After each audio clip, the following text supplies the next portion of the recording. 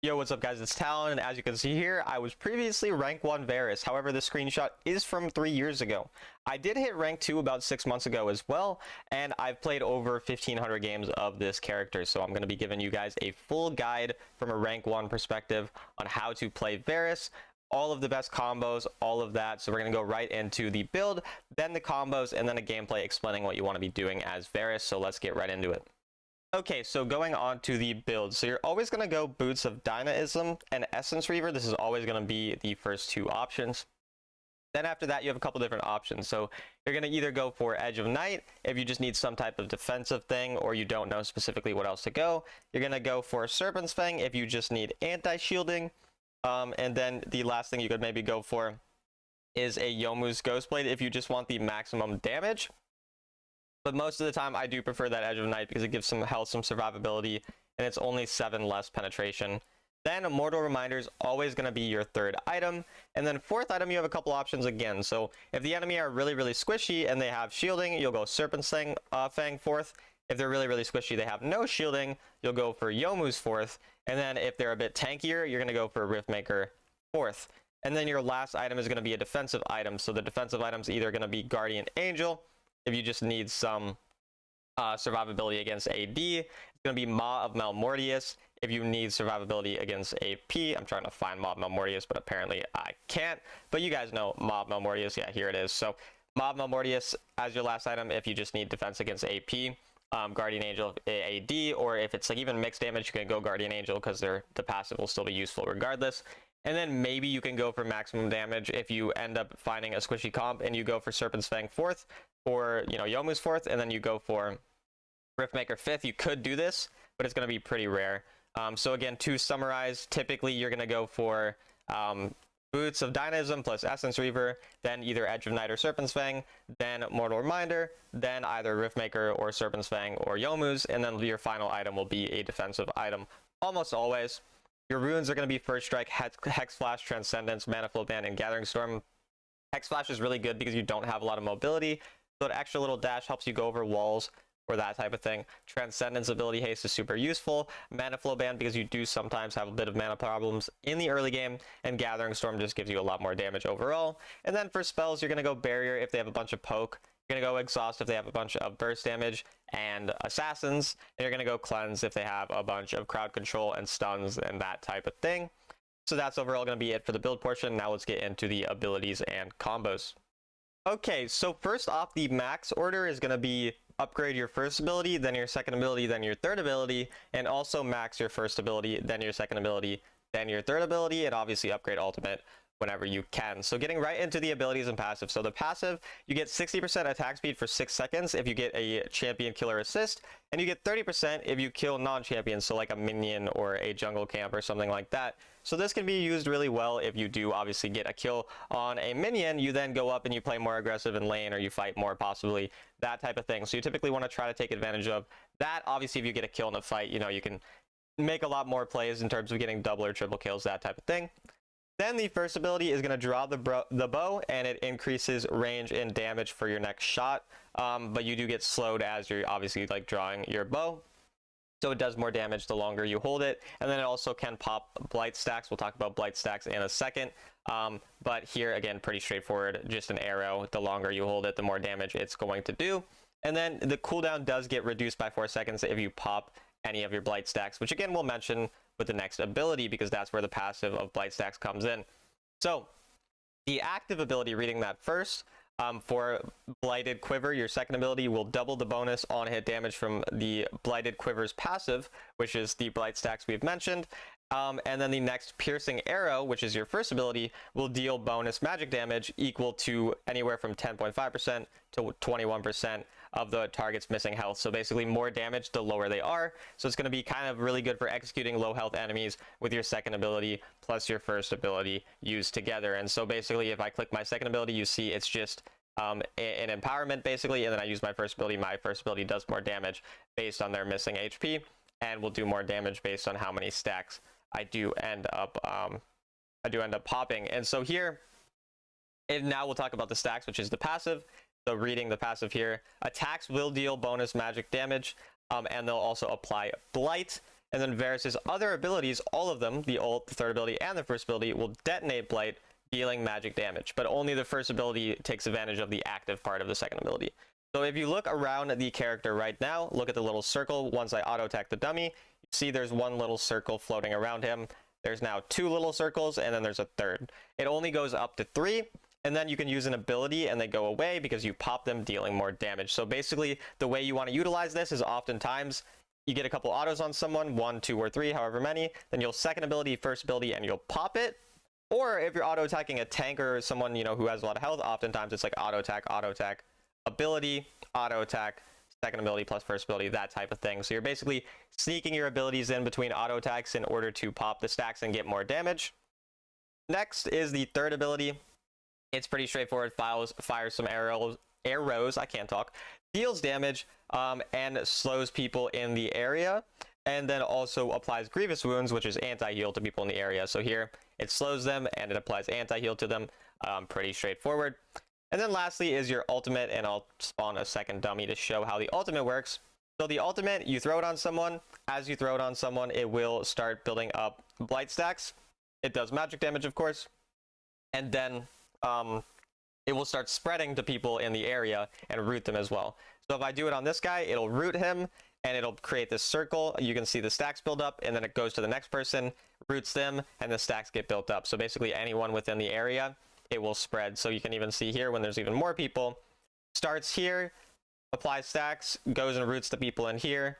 And then even another thing you can have happen with it is it can spread even further. Like basically again, like here, goes on to them, then it spreads again to now this person, then it spreads to them. So it can spread all across fights, applying stacks to a bunch of people, and then you can pop stacks on a bunch of different people. So really unique kind of ability there. Really one of my favorite spells in the game. I think it's super, super cool.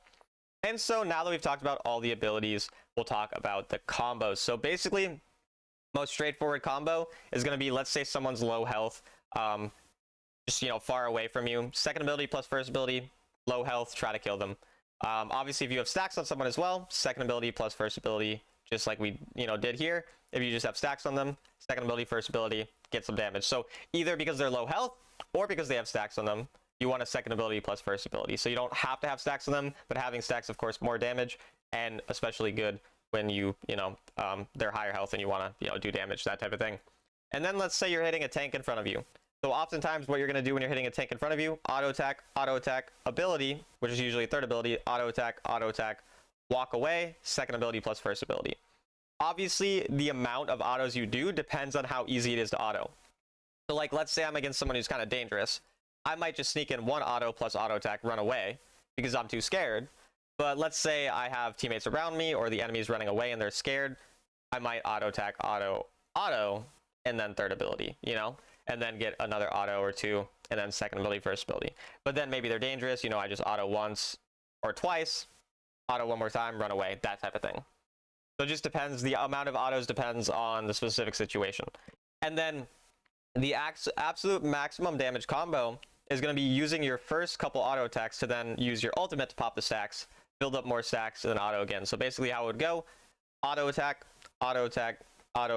ult, and then auto attack once, the stacks will be built up, auto attack again, and then boom. So basically again, auto, ult, auto, third ability, auto, second ability plus first ability, that type of combo. And again, whether or not you do the third ability before your second and first ability or after depends on the situation. So the third ability is shorter range. So if someone's running away, I might third ability first because it slows them, then I auto attack again, then I use my arrow. If I just want the maximum damage right away, then I'll use auto attacks and I'll use second ability plus first ability and then third ability as they're running away. So it really depends on the situation. There's no one right answer all the time. Completely depends, but typically that's how you're going to think about it, is sneaking in autos between abilities. Lastly, ultimate plus flash. Just alt flash, very straightforward. Alt and then flash, it increases the range. So you can see here, I ult, I'm out of range, it doesn't hit him, but if I ult then flash right away, it'll hit him. You can use this for aggression. You can also use this if, say, you do this, you realize, oh, I missed. Oh, it's okay, flash that way. Then boom. Oh, I missed because I suck. I'm way worse than Talon, and that's why I should just subscribe and, you know, pay him for coaching. It's okay. I'll just flash like that, and then boom, it doesn't matter. That was a really good way to promote my coaching. I'm pretty proud of that. But yeah, that's about it for the combos. Nothing too much more complicated than that. Just make sure you're sneaking in your abilities between auto attacks. Make sure you're using your second ability, first ability combo to hit and execute low health people or to pop stacks on people. And then make sure, again, that you're ult flashing. And yeah, pretty much all it is. Now let's get into the gameplay portion. Okay, so getting right into the gameplay then. So typically with Varus in the early game, you don't have a very strong level 1 because you don't yet have access to your second ability's passive. So your main goal level 1 is to just get some level of poke on people with your arrows, but you're not really trying to hard engage. You're just looking to, again, maybe get some prio if the enemy let you push, but if they hard push like they are here, for example, you're just going to look for a random arrow and just try to get a bit of poke, as you see there. Main goal there is, again, try to push if you can, but if the enemy do hard push and you can't really do much about it, like in this matchup, then that's fine. Just make sure you get a little bit of poke on them with your arrows and such, as you see here. The reason you're trying to get poke on them with your arrow is because then when you hit level 2, you can possibly find an all-in angle on with your second ability passive. So you're typically going to take second ability at level 2, and then now you have access to your passive. You're going to look for autos and then couple those autos with your abilities. Obviously there I missed my first ability, so we're not able to get as much value. But the main goal is, again, you're getting those autos onto people, just trying to see if you can find any type of all-in angle. And again, here we find second ability plus 2 autos, which means we have 2 stacks of our passive, and then a first ability onto the Karma, which gives us a bunch of damage onto her and puts her in the range where we can kill her. And so now she's in the range where if she does go in on us, we will be able to kill her most likely. And so we're just going to try to, again, get a little bit of poke on her if she gives us the opportunity. And then anytime we see that all in, we're going to look for it, especially since our jungle is pathing towards this way. And so here, again, we're just looking for some poke with our arrows and then using, you know, the first ability to also hit the wave at the same time. So we have some level of lane priority. And then again, we just go for this poke. We get the third ability after we have one stack of our passive. We get 2 more stacks of our passive. We get a third stack, and we hit the Karma with the big ability. We did get exhausted, so we did less damage there, but we're still able to do that pretty well. And then again, 3 more stacks plus the third ability onto the Corki. So the main reason that, you know, I had barrier this game was because they had a lot of poke. And so I was trying to use the barrier to kind of bait them in. And you saw there, we did end up kind of baiting them in. And because our jungle's pathing towards us, that was all pretty good. And so then you can see now Karma's low enough where if I land second ability plus first ability, she will die, but I do miss it here. And so if I land that, she just straight up dies. And that's usually what you're trying to get the enemy. You're trying to whittle them down, get them low enough to the point that then you can one-shot them with that type of arrow. And obviously the more spells you land, the easier it is to do it. So in this case, I didn't land enough spells. I missed a couple, which means we don't end up killing. But you still see the exact same thought process. And this is how I'll play pretty much every lane phase. The, you know, hard poke lanes, you're just trying to make sure you get some poke on them and then eventually find that all in. Into the really, like, you know, hard all in kind of lanes, you're usually trying to poke out the squishier of the 2, whether, you know, it's an enchanter or whether it's, you know, if they have an engaged, then you're usually like an engaged tank, then you're usually targeting the ADC. And again, you're just coming back to lane, very similar thing. Now at this point I have my boots of dynamism, so I do a bunch of damage. So if the enemy give me a chance to all in, then I definitely will. Once again, that's all you're looking for is Corki. I've been talking about it the whole lane phase. It's just the more spells you land in the lane phase, the easier it's going to be to all in the enemy. So again, here I'm just getting some poke on them, auto attack plus third ability. You usually don't want a third ability by yourself. You usually want at least, you know, a stack or 2 on them, and then you can first ability by yourself. So there we ended up first abilitying, and I believe we get dove here by a bunch of people. Yeah, I was looking for a ward because I didn't expect the what you call it to be there, the Syndra. But you can see here how well you are at preventing a dive. Like, we walked into a bush with 2 people and we're still able to flash out, ult them, and then get some poke onto them, and they took a bunch of damage, and they end up getting you know, wasting a bunch of time, so our Yone gets a bunch of gold. So the outcome's not that bad there, and that's even after obviously I walk into a bush where 2 people are there to nearly one-shot me. So you're really good at preventing those types of dives as long as you're able to ult someone before they're able to jump on you, that type of thing. And so we're coming back to lane. We're still fine in terms of gold. Pretty much everything is fine. Obviously not ideal to die. but not the end of the world either. A lot of the reasons that it wasn't the end of the world is because we're able to stall out well. We were playing the rest of the lane well, so the enemy were poked out enough that they can't just, like, you know, get out completely scot-free. They do end up, you know, one of them dies to my Yuumi, and also, again, loses a lot of gold in the mid lane, where you can see how low that mid lane turret is. So it wasn't really a good dive by the enemy, even though it worked out.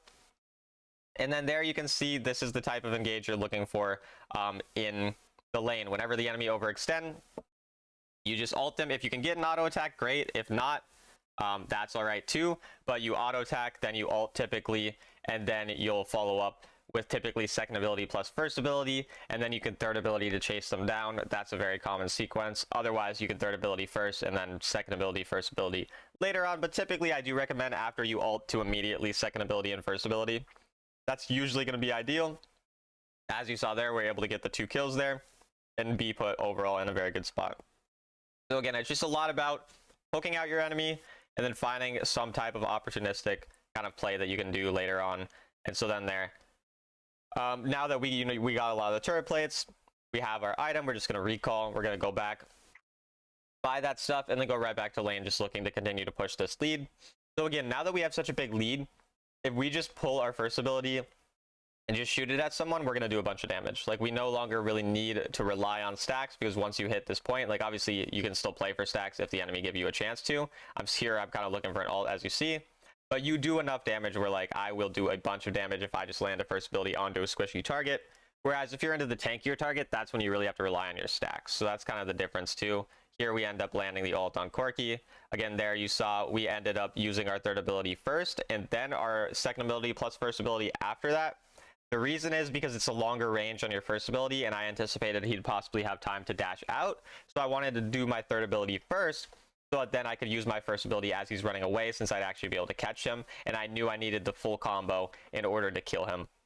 So again, the 2 main things you need to notice are that I'm poking people out before I look for all-ins most of the time, and that I am comboing all my abilities with auto attacks so I can get maximum value from my stacks. So again, we initially auto attack third ability, or we alt auto attack third ability, then we auto attack, and then we second ability, first ability. So again, you're sneaking in those autos in between your ability to get maximum damage.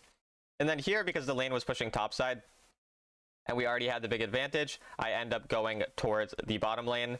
And then again, same thing. You see me, I ult, second ability, first ability, auto attack, right? Then I get my third ability off. Sneaking in those autos in between every ability, letting my ultimate build up the stacks, all those things, and we're able to get now the bottom lane turret. So we push the bottom lane turret right after getting that top turret, and we absolutely become super fed. I'm 2,200 gold ahead of the enemy, and I only have 3 kills, so it's not like all those, you know, all that gold is from kills. It's also from kind of farming. And then holy Yone outplay, bro. That was, Yone is clean. Okay, I didn't even remember that. That Yone is kind of smurfing there.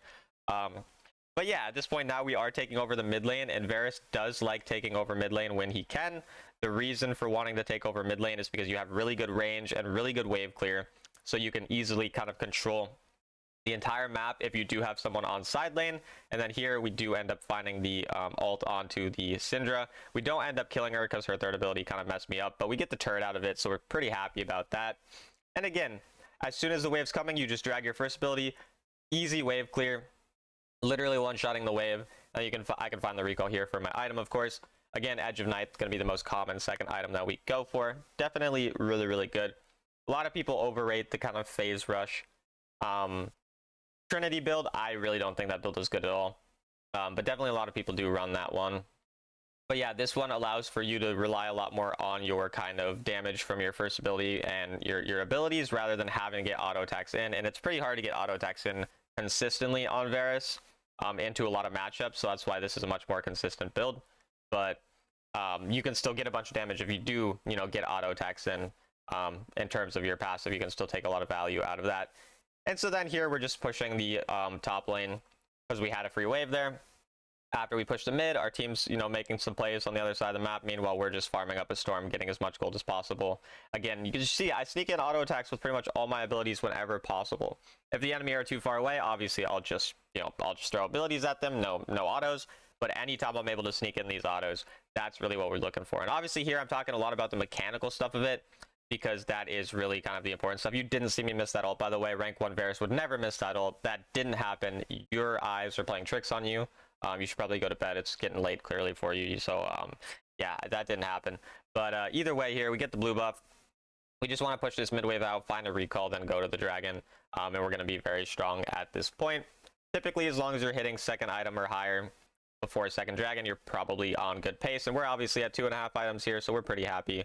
And then when it comes to playing the team fights now, the main thing you're doing in team fights is kind of an extension of your lane phase. You're trying to poke out the enemy, you're waiting until they hard engage on you, and then you're looking for those all-ins. So again, here, initially in any fight, I am just looking to poke someone over the wall, see what type of, poke I can get onto them. The more spells I land, the better. And then we look for the ult later on in the fight. Since I suck, I miss it. Again, you didn't see that. Again, go to bed. It's too late. Clearly, you shouldn't be watching YouTube this late because your eyes are playing tricks on you at this point. But obviously, missing the ult is not great. But at this point, we are strong enough as well where I kind of am okay to be a bit more, egotistical walking at them. And getting the autos in, especially when you have your flash up. So another thing to note is when you have your flash, when you have your exhaust, barrier, whatever you're going, when you have those things up, you can be way more aggressive, look for more auto attacks because you have a way to get out. But when you don't have those spells up, when you don't have flash, etc., you need to be more passive because you don't have any mobility in your kit naturally as Varus. So in those fights, again, when the enemy have a bunch of ways to engage on you, or you don't have your flash, you're kind of looking just for some poke, be patient, and just let the fight come into you. But when you have the flash, when you have the other things, you can be more aggressive in the fights. You can position in a way where if the enemy engage on you, you just flash over a wall, that type of thing. So that's the other important thing with positioning in the fights.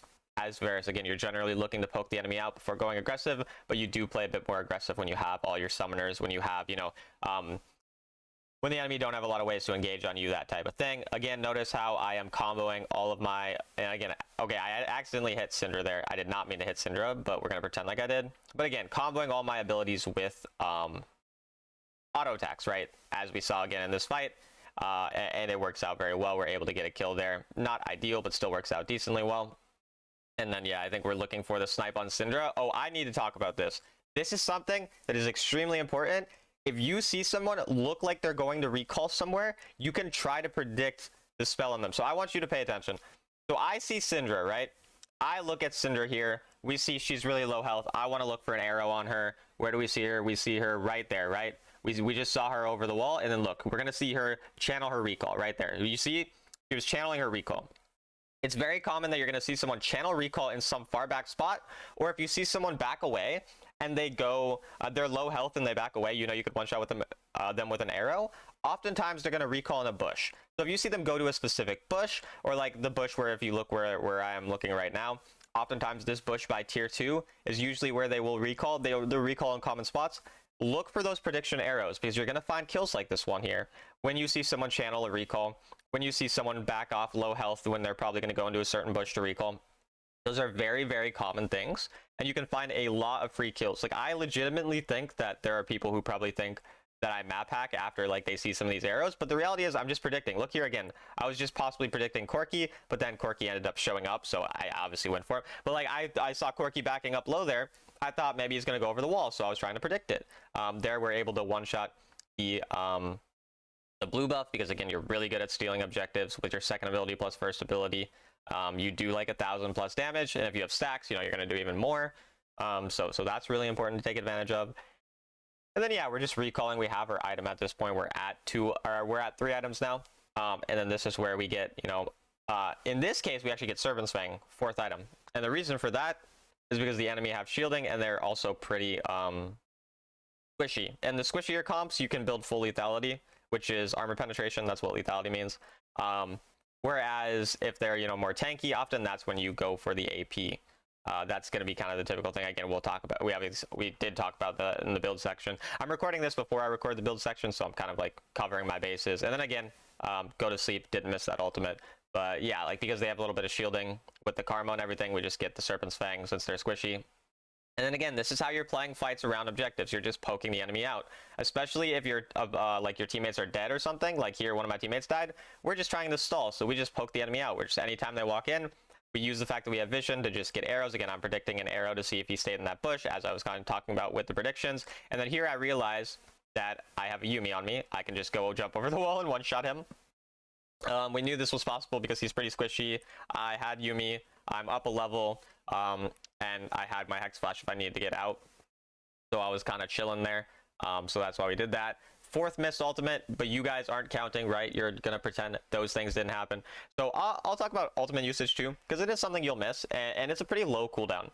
So you're actually pretty fine with throwing out an ultimate like that for a random pick if you're like, yeah, this might land, it might miss. Like, I'm genuinely okay with that. I'm not just coping because I want you guys to think that I'm not awful at the game. I am awful at the game. But, like, in that case, like, if I find that ult, I find a pick, it's a free kill, we'll get Baron. If I miss it, I'll recall, and notice my ults are already basically back up, and I don't lose anything, right? So those types of ults for random picks before objectives are important. When it comes to using your ults for, like, objectives or those types of things, the thing you're really looking for is let the enemy come into you, because if they're walking into you, then they're usually walking at you in a more straight line where you can just auto aim your ult and it's very easy to hit, and that's the typical way you want to use it. But you can also combo your flash with your ult in an aggressive way in order to find something on someone. Or obviously if your teammate CCs someone, it's very common if they CC someone to follow up with your ultimate. That's a really good way to kind of find kills. Those are some of the common ways to kind of find ultimates. And then again there, we're just looking for that snipe onto someone when they're low health, and then at this point now we end up using our ultimate to get the kill, and then a double kill with the arrow, and you saw the little quadra kill in that fight. So again, really what happened with that fight, I'm playing that fight out pretty straightforward. My teammates CC, they make the engage, so I follow up with my ult, and then if my ult spreads to people, I'm just going to target people who the ult spreads to, and it's not too much more complicated than that in the team fights. Again, poking the people out early in the fights, following up on CC with my ultimate, and then just using my abilities on people who get ulted, making sure I combo my abilities with auto attacks so I'm getting maximum value out of the passive. And from there, you know, like, we're able to pretty easily play the game. So I'm just going to skip through here. And then this is an important thing too. Once we're in the mid game, 12 minutes and onwards, you're zoning around the Barons. So you want to make sure that you're hovering around the Baron side as much as possible, poking the enemy out. And then again here, what do? We find the ultimate onto them. My Yumi steals my pentakill, by the way. So we should ban the Yumi, I think, in my opinion. That would be ideal. But here we flash onto the Karma. Again, comboing abilities with my auto attacks, as we talk about so frequently. And then we chase the Corki and we get the second quadra kill. Yeah, shout out to the Yumi. The Yumi is Senna, by the way. I'm legendary Q, and my friend Senna ended up being in my game. So yeah, I'm very mad at her that she stole the penta. Honestly, I didn't even realize she stole the penta at the time, so I'm gonna have to message her and be very angry about it. Maybe I'll even ban her. I recall and I buy the TP for style points though, because I'm very stylish. And we win the game. So that's it for the rank 1 Varus guide. If you guys have additional questions on how to play Varus, or you want to get coached on Varus, just DM me on Discord, Talon1169, or through the link in the description to my Discord server below. I do coaching, obviously as a rank 1 solo queue player and a top 10 sovereign autofill player. I can coach you on any role, any champion, anything you need. Just it's $25 an hour for coaching. And so yeah, that's going to be it for the Varus guide. I hope you guys enjoyed, and I'll see you in the next video.